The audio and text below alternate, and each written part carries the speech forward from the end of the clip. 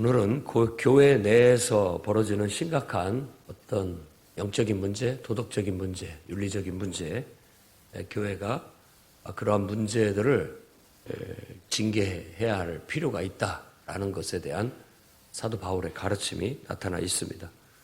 고린도 지역은 상업이 발달한 항구 도시의 특성을 가지고 있습니다. 우리나라로 생각해 본다면 목포 하면 유명한 그런 거 있잖아요. 목포 하면 막 깡패들 유명하고 거칠고 이런 것들.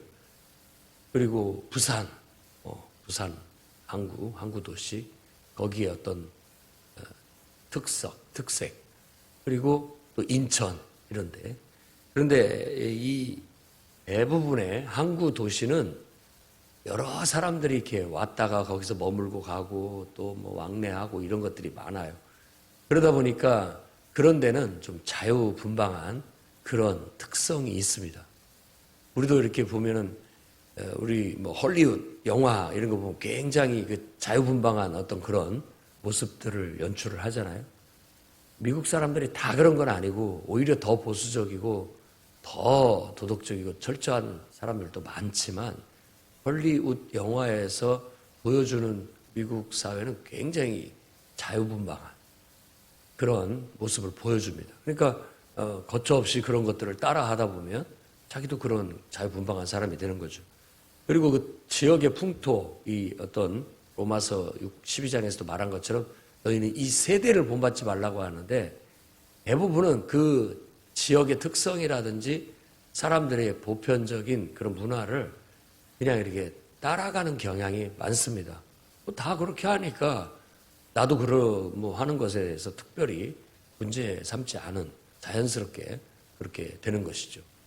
그러니까 이 동성애 같은 문제들도 그냥 내방쳐 두면 나중에 가면 그냥 자기 마음에 그런 어떤 생각이 들면 너무나도 자유스럽게 그렇게 하는 것들이 돼버리는 것이 돼서 그것도 문제가 될 수 있습니다. 아무튼 이런 항구 도시는 떠돌이들이 많고 또 잠시 왔다 들렸다 가는 그런 사람들이 많고 또 항구다 보니까 돈이 돌고 이러다 보니까 그걸로 인한 다양한 퇴폐적인 문화, 자유분방한 문화, 술과 여자와 또 각종 여러 가지 유흥업소들이 난무하는 그런 곳들이 있습니다. 도시에도 가보면 그런 유흥 문화가 성행하는 지역이 있죠. 그런 지역을 보세요. 여간 많은 지역은 터미널 근처라든지 역전 근처라든지. 왜냐하면 사람들이 늘 왕래하기 때문에 어느 순간 거기에 가서 머물러야 되고 또 떠나야 되고 이런 일들이 많기 때문에 그런 일들이 있다라는 겁니다. 이 고린도라는 지역이 그런 지역이라는 거. 그러니까 굉장히 자유분방한 도시다라고 생각하면 되겠습니다. 고린도에 가서 복음을 전하는데 사람들이 복음도 잘 받아들여요. 낯선 사람에 대해서도 마음이 늘 열려 있어요. 쉽게 사람을 받아들이기도 하고 또 쉽게 마음을 열기도 하는데 그런 장점으로도 생각할 수 있는 반면에 바로 이렇게 어떤 너무나도 자유분방한 그런 문제들이 있을 수 있다라는 고린도 교회의 그런 특성이 나타납니다. 그래서 예수 믿는 사람들임에도 불구하고 사도 바울이 복음으로 완전히 예수 믿은 사람은 옛 생활 다 버리고 완전히 이제는 나를 위해서 사는 사람이 없다. 우리는 오직 하나님 앞에 기도하면서 성령의 인도함을 따라 하나님이 원하는 하나님이 기뻐하는 도구로 그런 삶을 살아야 된다. 이렇게 가르쳤음에도 불구하고 그들 중에는 자유분방한 도덕관 그리고 윤리관 그리고 이런 성적인 관념까지 가지고 있는 사람들이 교회 내에 있었던 것으로 그렇게 보여집니다. 여기서 너희 중에 음행이 있는데 그건 이방인 중에도 없는 일이다 라고 말하면서 너희가 아비의 사람을 취하였다 라고 그렇게 얘기하는데 그건 친부모 또 친어머니 이런 것이 아니라 분명히 첩이나 계모, 여설이라고 그렇게 생각이 듭니다. 다윗 왕의 아들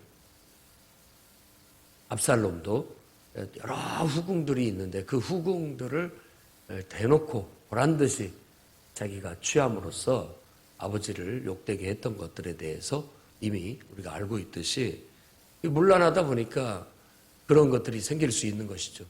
요즘 사회도 공공연히 문란한 삶을 사는 그런 도덕적인 윤리적 관념이 약한 사람들은 공공연히 무슨 뭐 부인 있어도 아내를 무슨 또 다른 그런 내연녀를 가지고 있는 것이 공공연하게 이렇게 말해지는 것은 세상 풍조라 할지라도 그런 것이 교회 내에서는 있어서는 안 되는 일이다 라고 그렇게 단호하게 지금 말하고 있는 겁니다. 그런데 그런 문제를 다 스스로 어제도 말씀한 것처럼 스스로가 왕이 돼서 자기가 왕인 것처럼 큰소리치고 이렇게 살면서 그런 문제 하나도 똑바로 처리하지 못하느냐라고 지금 사도 바울이 고린도 교회를 책망하고 있는 겁니다. 오히려 교만해져서라고 그렇게 말하면서 이런 일이 있는데도 너희가 이런 일은 해결하지 않고 오히려 슬퍼하지 않고 통한이 여기지 않고 그 행한 자를 너희 중에서 내쫓지도 않았다라는 문제에 대해서 죄를 방치한 문제에 대해서 아주 이건 심각한 문제라고 그렇게 얘기하고 있습니다. 우리도 늘 생각해야 됩니다. 개인적으로도 내 안에 어떤 심각한 다 사람마다 이런 윤리관 이런 게 틀리거든요. 자유분방하게 산 사람들은 그런 것들이 뭐 그냥 할 수 있지 않느냐 이럴 수 있지도 않느냐라고 그렇게 얘기하는데 다시 한번 우리가 말씀드리지만 복음은 나를 위해서 살지 않습니다. 하나님이 기뻐하시는 하나님이 선하다고 보시는 하나님이 옳다고 여기시는 그런 삶을 위해서 나 자신을 주님의 도구로 드리는 겁니다. 내가 하나님 앞에 나를 바침으로써 하나님과 내가 하나가 되고 하나님 앞에 바쳤다라는 뜻으로 우리는 의롭고 하나님 앞에 바쳤다는 뜻으로 우리는 거룩하고 하나님의 도구이기 때문에 거룩한 거고 하나님의 뜻을 이루는 시행하는 하나님 말씀을 이행하는 사람들이기 때문에 의롭고 그런 겁니다. 그런데 그런 것들이 제대로 우리 삶 속에서 교회 내에서 이행되지 않는다면 이건 심각하게 봐야 된다라는 거예요. 심각하게. 다 원래 예수 믿기 전에 행해왔던 대로 자기 살아왔던 대로 그렇게 살면서 뭐 나는 원래부터 이렇게 해왔어요 라고 말하는 것을 우리가 겉으로만 다른 사람들 주의 일을 열심히 하는 사람들만 판단하고 비판하고 뒤에서 금시렁금시렁 될 일이 아니라 그런 문제를 똑바로 그런 문제나 가지고 우리가 판단하고 그런 것들은 하지 못하도록 제지하고 몇 번에 걸쳐서 징계를 하지만 듣지 않으면 내쫓아야 된다. 왜? 이 누룩 같아가지고 전염병 같은 거예요. 누룩도 마찬가지고 전염병도. 그렇게 하면 그 사람만이 문제가 아니라 그것이 다른 사람에게도 영향을 줘서 똑같은 이 정신, 이런 문란한 그런 관념들이 들어와서 못 모르는 사람들은 뭐 그래도 되는가 보다. 이런 태도를 갖기 때문에 그런 것들은 오히려 본보기로 더 분명하게 처리를 해서 질서를 잡아야 된다라고 그렇게 얘기를 하고 있는 겁니다. 여러분 삶에도 여러분 가정을 돌보는 데에도 죄의 문제가 이렇게 들어와서 하는데 그냥 뭐 아무렇지도 않게 뭐 친구들도 다 그렇게 하는데요. 세상 다 그렇게 하는데 왜 우리만 하지 말아야 돼요?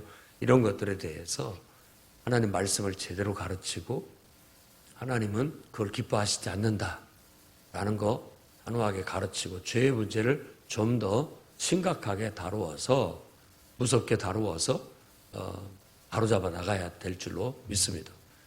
하물며 교회 안에서는 더욱더 그런 문제들을 우리가 신중하게 생각해야 됩니다.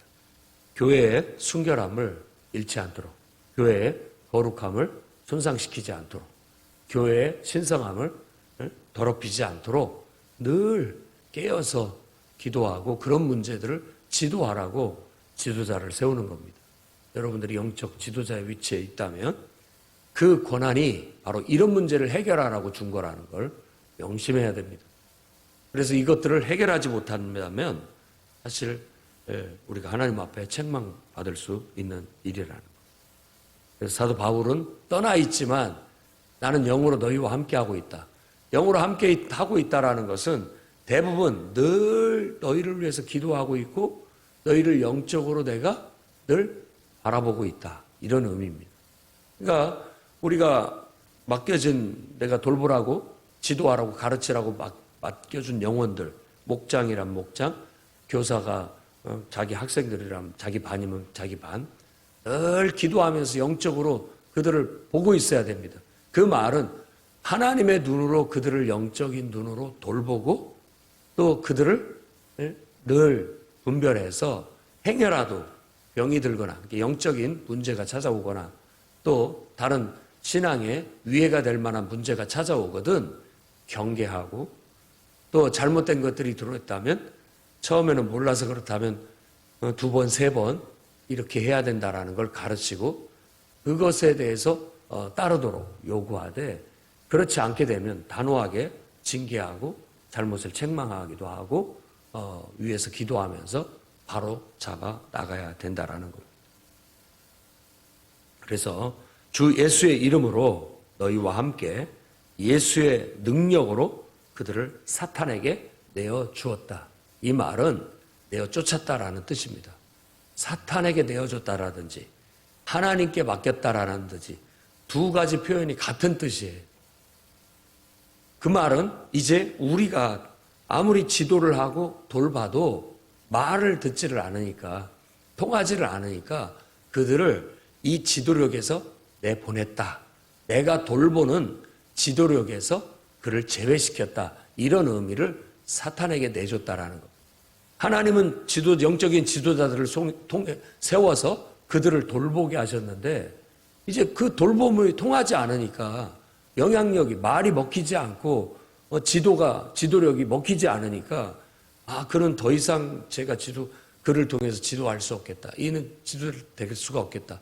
이렇게 내버려뒀다가 이거 믿음도 아니고 이거 하나님 말씀에 순종함이 없으니까 더 이상 이건 안 되겠다. 하나님께 맡겼다라는 건 긍정적인 표현이고 사탄에게 내주었다라는 건 부정적인 표현입니다. 더 이상 이제 우리가 그들을 돌보지 않으니까 사탄에게 노출되기도 했던 것이고 또 한면에서는 이제 우리가 못하니까 하나님이 알아서 하십시오라고 하나님께 맡겼다라는 그런 뜻이 되는 겁니다. 이걸 5절 말씀에 이런 목적으로 한 것이다 라고 얘기합니다. 육신은 멸하고 영은 주 예수의 날에 구원받게 하려 함이다. 그러니까 그 사람을 내치는 게 우리는 사람을 내쳤다고 한다면 징계하면은 그 교회가 사랑이 없니, 사람을 품어주지 않느니 이런 소리 하는데 그건 사람의 소리입니다. 그게 하나님의 음성이라면 우리가 더 사랑하고 품어야 되겠지만 사람들이 하는 소리라면 여러분 그건 무시하십시오. 하나님께서 우리에게 그 영혼을 내버려 두면 망치니까 오히려 단호하게 징계하고 내쳐야 육신적으로 본다면 그 사람이 마음 아파하고 상처 받았을지 모르지만 그걸 통해서 그가 자신의 죄를 깨닫고 회개할 기회를 얻을 수 있어요. 그렇기 때문에 오히려 그 영혼이 하나님의 또 다른 역사와 섭리를 통해서 회개하고 돌이킬 수 있는 기회를 주려는 것이다 라고 그걸 징계를 오히려 교회에서 내보내는 것을 더 선한 의도로 얘기하고 있는 겁니다. 그렇게 안 하고 품어준다고 해서 그 영혼이 달라질까요? 달라질 수 있다면 우리가 하나님께 기도하고 한 번만 더 기회를 주십시오. 한 번만 더 기회를 주십시오. 언젠가는 순종할 겁니다. 품을 때 품지만 알고 보면 그 영혼이 순종하지 않고 이 정말 진실한 믿음, 하나님을 받아들이고 그분께 자기를 드리고 정말 하나님의 뜻대로만 살겠습니다. 나를 위해 살지 않고 누군가 사람한테 사람 끌려다니지 않고 오로지 하나님 말씀에만 얽매여 하나님 말씀대로만 사는 그런 삶을 살겠습니다. 라고 순종하려는 그런 의도, 늘 회개하려는 태도, 그거 갖지 않는다면 그건 단호하게 징계하고 단호하게 내쳐야 된다. 그것은 그를 향한 또 다른 사랑이다. 왜? 그렇게 해야 잘못도 깨닫고 그렇게 해야 그 사람이 회개할 수 있는 기회를 얻을 수 있고 돌이킬 수 있는 기회를 얻을 수 있다는 겁니다. 이렇게 사도 바울은 가르칩니다. 여러분들도 나름대로 어떤 사람을 징계하고 치리하는 문제에 있어서 기준점이 좀 다릅니다. 더 호의적인 사람이 있고요. 좀 더 타이트한 사람이 있고. 그러니까 좀 잘못을 해도 그 정도까지는 괜찮아. 아직까지는 괜찮아. 좀 더 여유를 두고 바라보고 개입하려는 사람이 있고 조금만 잘못이 있어도 바로 개입해서 그 문제를 다루는 그런 스타일이 있다라는 거예요. 근데 이제는 우리가 자기 스타일이 있지만 그런 것들이 하나님 앞에 어느 정도 그 특성에 따라서 맞게 쓰여지겠지만 항상 우리가 놓치지 말아야 할 것은 내가 내 마음대로 하는 게 아닙니다. 내 스타일이 더 호의적인 사람이라 할지라도 기도할 때 주님이 그거에 대해서 가서 권면해라, 신방해서 그런 문제에 대해서 가르쳐라 라고 하면 여러분이 주님 저는 그런 거 못합니다. 이렇게 나가면 안 됩니다. 네, 알겠습니다. 아멘 하고 즉시 이행하는 게 성도예요. 내가 평소에는 조그만 눈에 거스리고 문제가 있어 보이면 즉시 개입해서 그 문제를 지도하고 이렇게 한 사람이라 할지라도 주님이 기도하면서 그 문제 조금만 더 두고 봐라 라고 주님이 감동을 주신다면 아무리 막 내 마음에는 막 개입해서 한마디 하고 싶지만 참을 줄도 아는, 그러니까 우리가 내가 중심에 대해서 사는 사람이 아니라는 거.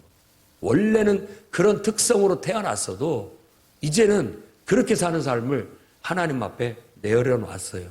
그리고 주님 뜻대로 살겠다고 한 사람입니다. 그러니까 그렇게 해서 주님의 성령의 다스림을 받는 사람은 그 안에 지금 천국이 이루어지는 거예요. 곧 하나님의 통치에 따라서 살고 있는 사람이라는 거죠. 그러니까 우리가 그렇게 지금 살고 있느냐.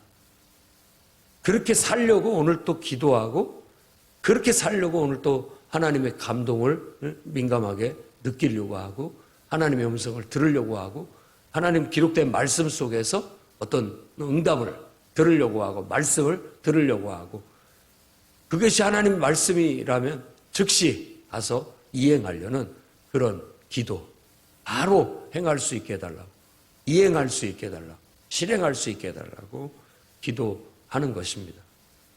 오늘도 그런 면에 있어서 다듬어지고 성숙된 성도들이 되시기를 바랍니다. 사랑은 두 가지예요. 그 사람을 진정으로 위해 주는 것도 사랑이지만 어쩔 때는 위해 주는 것이 그를 진정으로 위한 것이 아닐 때가 있습니다. 그건 진실한 사랑이 아닌 것이죠. 때로는 거칠어 보여도 그에게 상처가 된다 할지라도 단호하게 책망하거나 끊어야 그 사람에게 진짜 도움이 될 수도 있다라는 것도 우리가 알아야 됩니다. 그 어느 분기점이 있다라는 것. 참 퍼주기만 한다고 해서 좋은 게 아닙니다. 나중에 여러분 돌아가실 때 뭐라고 하는지 아세요? 왜 그때 나한테 한마디라도 책망해 주지 않았냐고 오히려 되려 자기들이 욕합니다. 비난합니다. 그리고 또 그렇기 때문에 사람의 악함은 어떻게 할 수가 없어요. 어느 정도까지 허용을 해주지만 어느 분기점이 되면 그건 아니다라고 분명하게 얘기하고 결단할 수 있도록 해줘야 됩니다. 거기서 결단하도록 요구할 때가 됐으면 이미 충분히 그거에 대해 설명할 만큼 설명했고 알아들을 수 있을 만큼 알아들었는데도 불구하고 본인의 의지가 없고 또 어떤 결단을 하지 못하기 때문에 결단을 요구하는 거고 그거 결단을 요구했다고 튕겨서 나간다면 말씀 그대로예요. 그건 내 지도력에 들어오지 않기 때문에 하나님께 맡길 수밖에 없는 거죠. 하나님은 알아서 하실 겁니다. 여러분의 그 따뜻함, 사랑, 온유함으로 그를 바꿔보려고 했지만 안 된다면 하나님은 더 강수를 두실 거예요. 강수를 두신다고. 꼭 그렇게 인생을 흘러갑니다. 더 강하고 못된 사람 만나요. 그래서 그 사람한테 깨지기도 하고요. 그것도 안 되면 이제 또 더 강수를 하나님이 두시겠죠. 인생은 그렇게 돼요. 그러니까 여러분이 이 양면의 사랑을 따뜻함으로도 품지만 때로는 내침으로써도 그 영혼을 사랑할 수 있다라는, 징계하고 책망하는 것으로도 그들을 사랑할 수 있다라는 이 면을 양날의 칼을 쓸 수 있어야 되겠고, 그걸 통해서 지도자는 지도력을 발휘하는 겁니다. 그래서 뭐 그걸 상징적으로 한다면 당근과 채찍이라고 보통 얘기하죠. 지도자의 두 가지 도구예요. 지도자의 두 가지 도구. 이 도구를 적절히 써야 됩니다. 하나님은 그것을 영혼을 보호하고 영혼을 잘 지도해서 이끌도록 주신 지도자에게 준 권한입니다. 그 권한을 쓰라고 준 것이지 들고만 있으라고 준 게 아니라는 거 명심해야 됩니다. 그러니까 고린도 교인들이 스스로 자기를 똑똑한 채 늘 말은 똑똑한 채 자랑은 엄청 하더니만 이런 문제도 하나 제대로 처리하지 못하는 그런 나약한 그런 자들이다라고 책망 섞인 말을 하고 있는 겁니다. 그러니까 6절 말씀에 너희가 자랑하는 것이 옳지 않다. 이 말은 너희 자랑하는 것이 좋지 못하다. 여기에서 옳지 않다라는 뜻은 평상시 다른 번역으로는 선하다, 선한 열매 할 때 그 선한이라는 단어입니다. 너희가 행위가 선하지 않다, 아름답지 못하다. 왜? 아니 다른 것에서는 막 쌍심지를 키고 막 말하던데 왜 그런 문제는 달라들지 못하느냐. 오히려 거꾸로 된 것이죠. 거꾸로. 그런데 쓰라고 준 권한을 엉뚱한 데다 쓰고 있는 것 같은. 그렇습니다. 여러분이 교회 안에 영적인 지도자가 돼서 위에 있는 지도자에게 여러분들의 칼을 쓰면 안 됩니다. 그렇게 쓰라고 준 게 아니에요. 여러분 돌보는 사람들을 향해서 여러분들이 그 지도력을 발휘하라고 준 것이지 윗사람한테 그 지도력을 발휘하라고 준 게 아니라고요. 엉뚱하게 쓰는 거예요. 지금 고린도 교회에 이 스스로 왕 되려는 자들, 자기가 왕이지 않은 자들, 그들이 바로 그런 지금 모습을 보이고 있다라고 얘기하는 거죠. 미숙함이죠. 미숙함. 걸러져야 됩니다. 여러분이 돌보는 영혼들이 잘못된 그런 신앙의 태도를 가지고 신앙의 형태를 가지고 있거든 그들을 향해서 당근과 채찍을 쓰십시오. 계속 기도해주고 또 잘 가르쳐주고 친절하게 알려주고 해서 할 수 있도록 해주고 두 번, 세 번 계속 했는데도 불구하고 깨닫지 못하고 받아들이지 못하고 순종하지 않거든 결단을 촉구해야 됩니다. 때가 되면. 더 이상 이건 그냥 지켜볼 수 없다. 이 문제를 하든지 그렇지 않으면 그만두든지 해야 된다라는 거 결단을 촉구해야 됩니다. 그렇게 해서 바로잡도록 하는 것이 그게 선한 것이고 그게 아름다운 것이에요. 왜? 적은 누룩이 온 덩어리에 퍼지는 거 너희가 모르느냐. 그 문제 그냥 내버려 뒀다가는 다른 사람에게도 다 부정적인 영향 미쳐서 교회 풍토 자체가 완전히 그런 풍토로 돼버릴 수가 있다. 그러니까 그거 잡아내야 된다. 예수님께서 왜 6월절 어린 양으로 십자가에 죽으셨느냐? 우리 죄의 문제를 해결하시기 위한 거 아니냐? 우리도 그와 같은 아픈 사랑을 해야 됩니다. 아픈 사랑을, 예수께서 십자가에 죽으신 그 사랑을 해야 됩니다.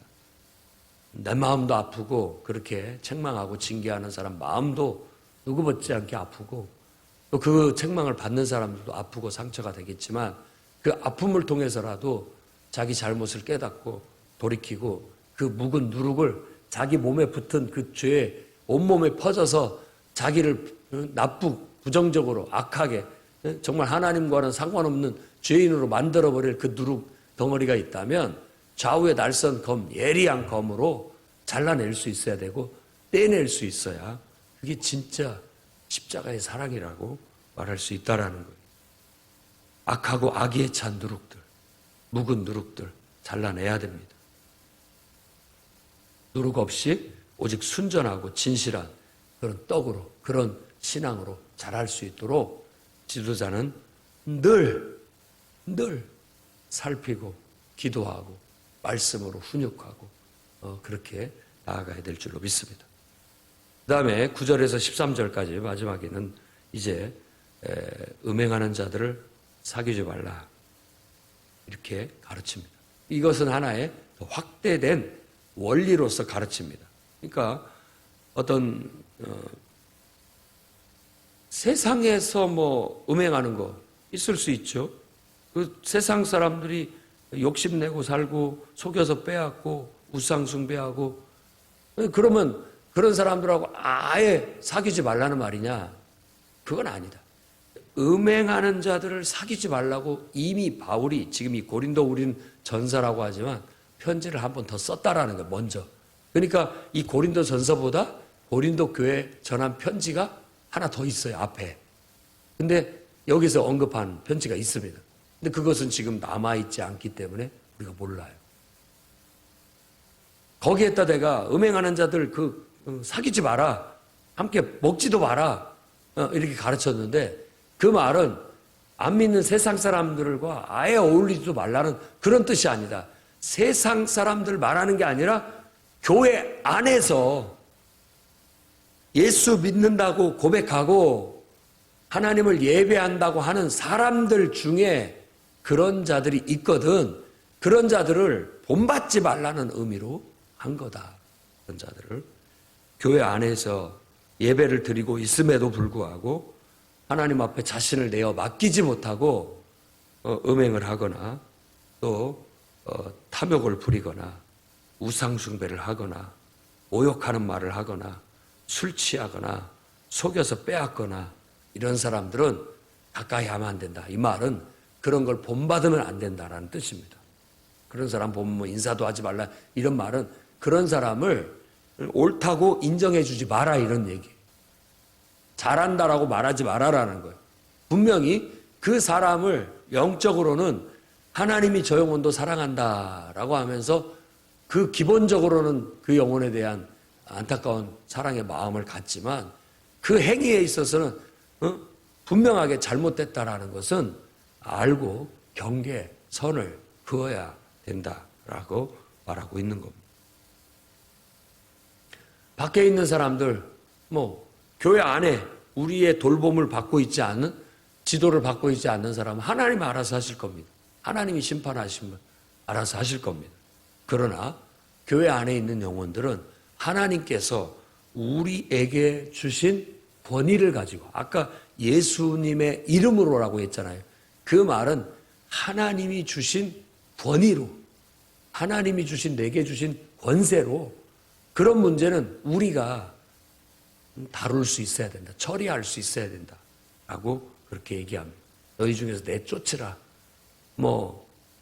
구약 성경에서도 수요일날 전도사의 설교 속에서도 얘기한 것처럼 성전 곧 다 죽이라 라고 하는 거, 그것은 하나님의 지배 아래 있지 않은 모든 것들은 다 깨끗이 청산돼야 되고 모든 것이 하나님의 지배 속으로 들어와야 된다라는 겁니다. 여기서 내쫓으라는 게 물론 교회에서 출교시키고 내보내는 것 이런 의미도 있습니다만은 더 좀 보편적인 의미로는 그런 것들은 하나님의 지배 아래 들어올 수 있도록 변화시켜야 돼요. 변화시켜야 되는 거예요. 이런 모든 잘못된 요소들은 다 제거해야 되는 거예요. 예수님과 함께 십자가에 못 박혀 죽어야 되는 겁니다.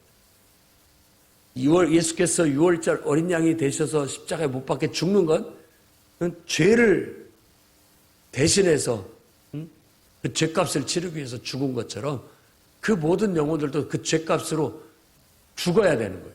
진짜 회개하게 만드는 것이 진정한 의미에서 징계의 목적이고 어떻게 보면 지도의 하나의 목적이라고 볼 수 있습니다. 그래서 교회가 죄의 문제를 너무나 묵인하고 너무 호의적으로 대하거나 용인해서는 안 됩니다.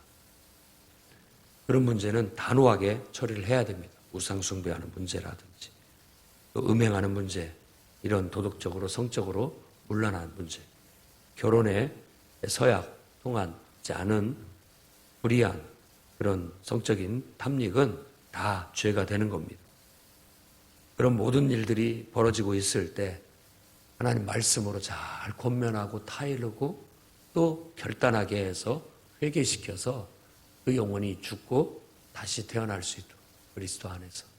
그래서 온전히 주님의 통치와 지배 속에 들어와서 하나님의 도구로, 선한 도구로 쓰여질 수 있도록 여러분이 지도하고 이끌어 나아가시기를 주의 이름으로 축원합니다. 기도하겠습니다. 거룩하신 주님, 우리 안에 불의한 것들이 다 주님 앞에 죽고 깨어지고 정말 순전하고 거룩하고 깨끗한 하나님의 전이 되게 하시고 하나님의 도구가 되어 쓰여질 수 있도록 붙잡아 주옵소서. 우린 연약하지만 기도할 때 하나님께서 우리에게 보혜사 성령을 보내주시고 그 성령의 지배하심과 다스림에 순종만 한다면 하나님의 이 뜻이 다 이루어지게 될 줄로 믿습니다. 지금도 이런 세상의 죄에 노출돼 전염돼 마치 병 걸린 사람들처럼 중독돼서 헤어나오지 못하는 영혼들을 불쌍히 여겨주시고 그들이 강력하게 성령의 충만함을 받고 불같은 성령을 받고 급하고 강한 바람 같은 능력의 영을 받아서 그의 모든 견고한 진 같은 그런 오래된 습성의 죄악된 습성이라 할지라도 묵은 누룩이라 할지라도 떼낼 수 있는 변화될 수 있는 그런 영역이 이 교회에 있게 하시고 나타나게 주시옵소서. 우리에게 그러한 권세를 주셨으니 우리가 그 권세들 기도를 통해 예배를 통해 말씀 교육과 훈련을 통해 잘 발동해서 그들을 변화시키고 회개시켜낼 수 있도록 하나님 역사하여 주시옵소서. 우리가 하는 것이 아니라 살았고 운동력 있는 좌우의 날선 검과 같은 하나님의 말씀이 그 일을 해내는 줄로 믿습니다. 우리 입에 하나님 말씀을 두시고 우리 마음속에 하나님 말씀과 뜻을 두셔서 성령을 두셔서 친히 우리를 사용해 주시옵소서. 그래야 교회가 아무리 악하고 배역한 세상 속에서라도 거룩함을 유지하고 하나님의 빛을 밝게 비춰낼 수 있는 교회와 성도가 되게 주시옵소서. 예수님의 이름으로 기도드립니다. 아멘.